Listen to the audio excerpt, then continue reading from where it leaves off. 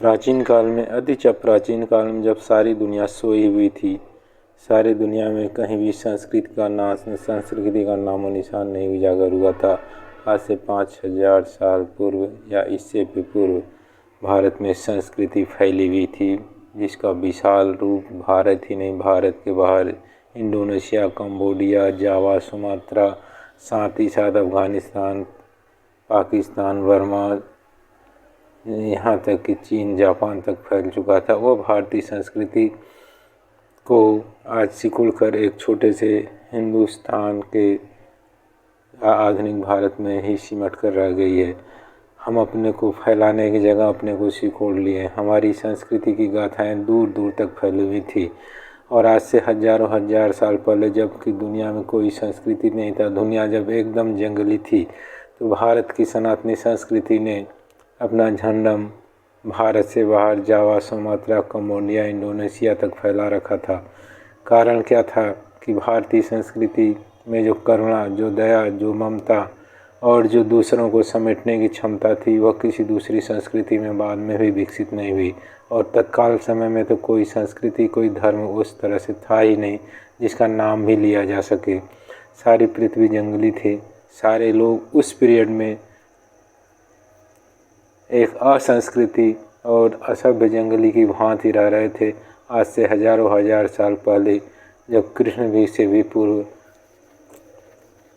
सतयुग में, द्वापर, त्रेता और कलयुग, और आज से हजारों साल पहले जब सतयुग में सारी दुनिया में कहीं भी किसी धर्म का नामो निशान नहीं था, उस समय भी भारत में धर्म, सनातन धर्म अपने बुलंदियों के झंडे फहरा रहा था। और उसी समय भारत के महान ऋषियों ने अपनी ज्ञान, अपनी बुद्धि, अपनी विवेक, अपनी करुणा, अपनी ममता और साथ ही साथ अपने संस्कृति को, अपने आचार विचार को उत्तर भारत से फैलाकर संपूर्ण भारत, यहाँ तक कि समुद्र के बाहर की सीमाओं तक भी ले गए। कहते हैं कि अगस्त ऋषि ने समुद्र पी लिया था। आज के ज्ञानी, आज के पढ़े लिखे लोग हंसेंगे कि भला कोई समुद्र कैसे पी ले सकता है। और साथ ही साथ विज्ञान के छात्र तो ये कल्पना करेंगे कि एक ऋषि 5 फुट का, 7 फुट का, 6 फुट का एक ऋषि, 2 हाथ पैर 2 वाला ऋषि, 2 आँखों वाला ऋषि, भला इतना बड़ा समुद्र कैसे पी सकता है। वह ऋषि समुद्र वैसे ही पी सकता है जैसे कि कविवर बिहारी, श्रृंगार रस के कवि बिहारी की नायिका इतनी बीमार हो गई है, इतनी बीमार हो गई है, इतनी कमज़ोर हो गई है कि वह जब सांस लेती है तो सांस के धक्के से 6-7 फीट आगे पीछे चली जाती है, और जब सांस छोड़ती है तो सांस के छोड़ने के प्रवाह के बल से, धक्के से वह 6-7 फीट आगे चली जाती है। जैसा कि कविवर बिहारी ने कहा है, इत यावत चली जात है, चली 6-7 हाथ। वह बिहारी की नायिका हीरोइन इतनी कमज़ोर हो गई है कि सांस के धक्के से 6-7 फीट आगे जाती है और सांस के धक्के से छोड़ते समय 6-7 फीट आगे चली जाती है। इसी तरह से कवि अगस्त ऋषि ने भी सारे समुद्र को पी लिया होगा। और लेकिन आज के ज्ञानवान, आज के पढ़े लिखे लोग हंसी उड़ाएंगे, भला अगस्त ऋषि सारे समुद्रों को कैसे पी लिया। लेकिन यदि मेरे शास्त्रों में लिखा है कि अगस्त ऋषि ने सारे समुद्रों को पी लिया था, तो ये सही लिखा होगा कि अगस्त ऋषि ने वास्तव में सारे समुद्रों को पी लिया होगा। ऋषिवर अगस्त का जन्म काशी प्रांत में हुआ था, काशी देश में हुआ था, या उस समय के कहें कि काशी नगरी में हुआ था। हिंदुस्तान में ये पुराण है, ये प्रमाण है कि सबसे पुरातन नगरी काशी है। और हिंदुस्तान ही नहीं, सारे वर्ल्ड में यदि सबसे पुरातन नगरी कोई है तो काशी है। सबसे पुरातन नगरी काशी, आज सबसे आधुनिक नगरी काशी है। हमारे यशस्वी प्रधानमंत्री नरेंद्र मोदी ने भारत में काशी को क्योटो के बराबर उन्नत करने का वादा किया और उसको निभाने का भी प्रयास किया। आज काशी उन्नत के शिखर पर है। और उस काशी में जो सबसे प्राचीन नगरी, आज से हजारों हजार साल पहले अगस्त ऋषि का जन्म हुआ था। महर्षि अगस्त काशी में रहने वाले तथा कहते हैं कि काशी ही शिव, भगवान शिव की जन्मस्थली नहीं कि भगवान शिव की निवास स्थली है। शिव जिसके न माता का पिता न पिता का पिता का ही पता है, शिव जिसके माता पिता का नहीं पता है, शिव जो अजन्मा है, लेकिन शिव जिसका निवास स्थान काशी है, जैसा कि शास्त्रों में कहा गया है। तो काशी देवों की देव निवास करने वाली नगरी काशी, शिव की नगरी काशी में अगस्त ऋषि का जन्म हुआ था। अगस्त ऋषि जो समुद्रों को पी गए थे, वह काशी में भोलेनाथ, शिव शंभु, शिव शंकर, अग्रसर, काशी विश्वनाथ, नीलकंठ महादेव, पार्थिपति शिव शंभु के अत्यंत ही भक्त थे और उनकी पूजा पाठ किया करते थे। उनके पास ज्ञान था, ज्ञान का भंडार था, संस्कृति थी, संस्कृति का भंडार था। मूर्त कला के बहुत बड़े ज्ञानी थे, साथ ही साथ आयुर्वेद और चिकित्सा के भी बहुत बड़े ज्ञानी थे।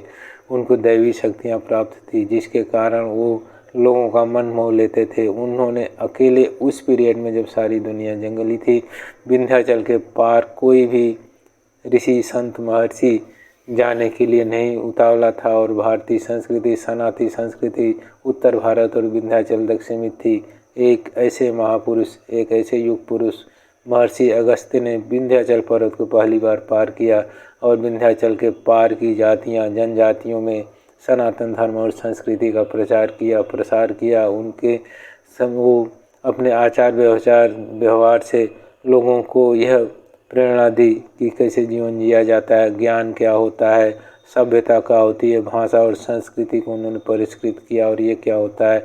और उसको करते करते समुद्र के पार, उस पार वो जावा, सुमात्रा, कंबोडिया और इंडोनेशिया तक जा पहुँचे थे। तो आज से हजारों हजार साल पहले भारत के ऋषियों ने अपने संस्कृति को समुद्रों से, भारत की सीमाओं से बाहर द्वीपों, दूसरे देशों तक पहुंचा दिया। लेकिन आज में हम सोचते हैं कि भारत तो बहुत पिछड़ा हुआ था, जब सारी दुनिया सो रही थी, सारी दुनिया असभ्यता में थी, सारी दुनिया में संस्कृति का कोई नामो निशान नहीं था। तो हम हिंदुस्तान के समुद्री सीमाओं से बाहर दूर तक भी अपने को फैलाने में सफल हुए थे। और उसके प्रणेता अगस्त ऋषि थे। अगस्त ऋषि, महर्षि अगस्त के बाद ऐसा क्या हुआ कि हम सिकुड़ते हुए फिर हिंदुस्तान की सीमाओं तक आ गए। हमारी संस्कृति को लहे दृष्टि से देखा जाने लगा और हमें छोटा समझा। क्रमशः हमें धीरे धीरे हम अंग्रेजी परस्त हो गए और हमें छोटा समझाने लगा। और यहाँ तक कि इतिहास की किताबों में यह पढ़ाया जाने लगा कि भारतीय सनातन संस्कृति तो पिछड़ी हुई संस्कृति थी। ये दकियानुसी विचारों पर जिंदा थे, ढकोलोसलों पर जिंदा थे, अंधविश्वासों पर जिंदा थे। लेकिन यदि मूल तत्वों को देखा जाए तो हर संस्कृति का अंधकार युग होता है। हर सभ्यता ऊंचाई पर जाती है और बीच में आती है, फिर अंधकार में जाती है, फिर उभरती है। हर जीवन में पहले बचपना होता है, फिर जवानी आती है, फिर वृद्धावस्था होता है और फिर वृद्धावस्था को जाकर जीवन फिर विवाहावस्था और बचपना में प्राप्त होता है। पहले दिन होता है, फिर रात होती है, फिर सवेरा होता है, फिर दिन होता है, फिर रात होती है। ये सृष्टि का क्रम लगा हुआ है। तो सनातनी संस्कृति, सनातनी धर्म, सनातनी व्यवस्था जो उस समय अपने हजारों हजार साल पहले जो सारा जगत, सारा संसार सोया हुआ था, असभ्यता का प्रतीक बना हुआ था और यह कहेंगे जंगली था, उस समय हिंदुस्तान की संस्कृति में, सनातनी संस्कृति ने चार चांद लगाए थे। और वह एक परिष्कृति संस्कृति थी। ज्ञान, विज्ञान, आयुर्वेद, मूर्ति कला, यहाँ तक खगोल विद्या में भी परिष्कृति संस्कृति थी। लेकिन कालांतर में हम उस संस्कृति को भूलते चले गए और हम लोगों ने विदेशी संस्कृति को इतना बड़ा मान लिया कि अपने इतिहास को भूल गए। यहाँ तक कि हमारी किताबों में भी हम अपने इतिहास को भूल गए और ऐसी चीज़ों को पढ़ाया जाने लगा कि जो है कुर्ता धोती पहनने वाला और सादा पगड़ी पहनने वाला, सादा खाना खाने वाला हिंदुस्तानी तो दोयम दर्जे का होता है। टाई लगा लिया, पैंट शर्ट पहन लिया और साथ ही साथ आँखों पर चश्मा लगा लिया और थोड़ी पिड़पिड़ा कर अंग्रेजी बोल दिया। तो ऐसा ही ये ज़्यादा सभ्य हैं, ज़्यादा संस्कारी हैं और ज़्यादा बुद्धिमान हैं। लेकिन नहीं, जब हिंदुस्तान में चिकित्सा और शल्य चिकित्सा, आयुर्वेद चिकित्सा के द्वारा चीज़ों को किया जाता था तो सारी दुनिया में कहीं इसका कोई नामो निशान नहीं था और हिंदुस्तान अपने चरमोत्कर्ष पर था। और उसी पीरियड में जब हिंदुस्तान, सारी दुनिया को पता भी नहीं था कि हिंदुस्तान है, तब हिंदुस्तान के महर्षि अगस्त समुद्री सीमाओं को लांघते हुए जावा, कंबोडिया, इंडोनेशिया और कहाँ तक जाकर अपनी संस्कृति का प्रचार किया। उस समय कोई हवाई जहाज़ नहीं थे, कोई बड़ी तेज़ चलने वाली मोटर कारें नहीं थी, फिर भी ऐसे एक ऋषि जो सन्यासी उत्तर भारत में काशी में पैदा हुए, विंध्याचल को पार करते हुए पैदल वो कहाँ तक गए और कहाँ तक यात्राएं करके अपनी संस्कृति को वहाँ तक फैलाया। फैलता वही है जो परिष्कृत हो। जब जिसके पास कुछ हो वही बांट सकता है। हिंदुस्तानी सनातन संस्कृति के पास बहुत कुछ था दुनिया को बांटने के लिए।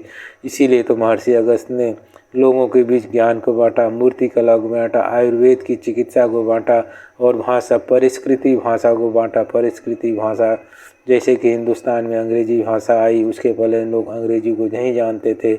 इसी तरह से हिंदुस्तान विंध्याचल के उस पार लोगों के पास एक परिष्कृत भाषा नहीं थी जिससे कम्युनिकेशन किया जाए, और महर्षि पतंजलि ने संस्कृति जैसी परिष्कृति भाषा को लोगों तक पहुंचाया। भाषा विज्ञान की लोगों तक ज्ञान दिया, आयुर्वेद को लोगों तक ज्ञान दिया और चिकित्सा विज्ञान को लोगों तक पहुंचाया। और साथ ही साथ जगत के नियंता, जगत के चल संचालक, जगत के महाधीश्वर और महेश्वर शिव शंभु, शिव शंकर अघोरेश्वर, काशी विश्वनाथ, नीलकंठ महादेव, पार्वतीपति, शिव शंभु, भोलेनाथ भगवान की महिमा को दूर दूर तक फैलाया। और इस तरह से महर्षि अगस्त ने समुद्र पी लिया। इसमें 100% सच्चाई है कि महर्षि अगस्त ने सारे समुद्रों को पी लिया था। जैसे बिहारी की नायिका इतनी कमज़ोर हो गई कि इत यावत चली जात है, चली 6 तक हाथ, चढ़ी हिलोरे सी रहे। जैसे हिलोरे पर झूला झूलता रहता है आदमी, इसी तरह से बिहारी की नायिका सांस लेती है 6-7 फीट आगे जाती है, सांस छोड़ती है 6-7 फीट पीछे जाती है। जैसे कि झूला झूलने वाला कभी 10 फीट आगे जाता है और 10 फीट पीछे जाता है। इसी तरह से यदि बिहारी की नायिका 6-7 फीट आगे पीछे कमज़ोर होकर के इतनी जीर्ण हो गई है, बेचारी की कमज़ोर हो गई है कि सांस के धक्के से आगे पीछे जाती है, तो भला या महर्षि पतंजलि सारे समुद्रों को क्यों नहीं पी सकते। इस बात में 100% सच्चाई है कि महर्षि पतंजलि, हमारे महर्षि पतंजलि, हमारे वैदिक ऋषि पतंजलि हजारों हजार साल पूर्व पैदा हुए काशी के महान विदु पतंजलि ने सारे समुद्रों को पी कर पी ली, सारे समुद्रों को पी गए थे। और ये बात 100% सही है। ओम नमः शिवाय, ओम नमः शिवाय, ओम नमः शिवाय। अगर आपको वीडियो पसंद आया है तो वीडियो को लाइक करें, शेयर करें और चैनल को सब्सक्राइब करना ना भूलें।